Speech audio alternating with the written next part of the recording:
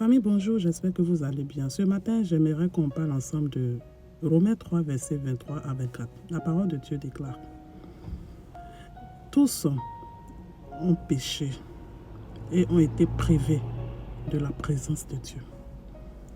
Au verset suivant, 24, il dit: ils ont été justifiés. C'est une grâce.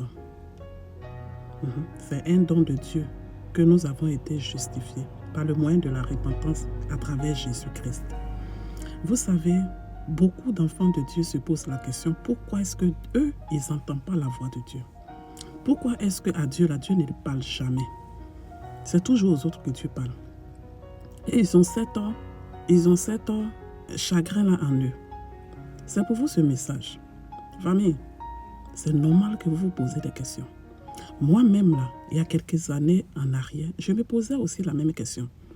Je me demandais, mais les gens font comment pour entendre la voix de Dieu et nous, d'autres, on n'entend jamais. Mais vous savez, c'est la réponse que je viens de lire là. Dieu me dit ceci: vous vous plaisez dans l'iniquité. Vous vous plaisez dans l'abomination, dans le péché, et vous m'invoquez. Moi, je suis un Dieu saint. Je suis l'alpha et l'oméga, le commencement et la fin. Je suis 3 fois saint et je n'aime pas le péché. J'ai horreur de l'iniquité et de l'abomination. Les actes que vous posez sont des actes pour moi qui sentent, qui puent, même depuis là où je me trouve. Et vous voulez me voir? Et vous voulez m'entendre? Non, non, non. Je suis dans ma parole. Lorsque vous voulez m'entendre, lorsque vous voulez me voir, vous devrez être comme moi.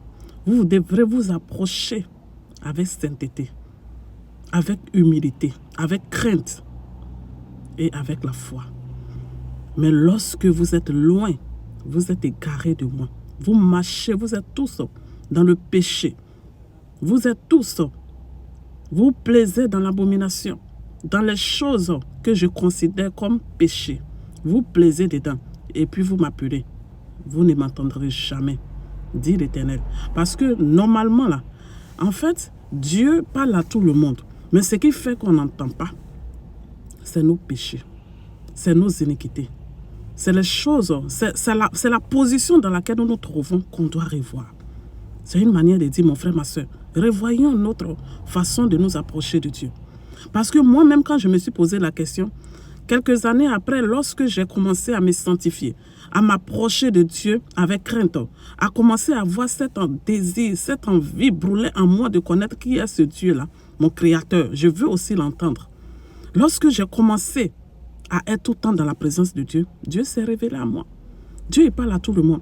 Il a commencé à me montrer, à me parler de ce qui se passe dans ma vie, dans mon entourage, dans ma famille, c'est-à-dire même là où je travaille. C'est que je ne demande pas que Dieu juge bon de me le dire, Dieu me le dit. Lorsque tu es dans la présence de Dieu, en intimité avec Dieu, Dieu te révèle beaucoup plus, au-delà même. Je dis que Dieu te révèle à un point, même toi-même tu te dis: hein? Donc c'est comme ça que Dieu parle. Ah oui, notre Dieu est vivant. Il parle. Dieu parle. Et il n'y a pas qu'aux autres seulement que Dieu peut parler. Dieu peut parler à tout le monde. Donc, revoyons nos façons de s'approcher de Dieu. On veut entendre Dieu. On a envie de voir Dieu. On a envie de savoir qui est ce Dieu-là qui parle. On a envie de se sentir aimé par ce Dieu. Dépouillons-nous. Dépouillons-nous. Approchons-nous du trône de la grâce avec sainteté, avec humilité.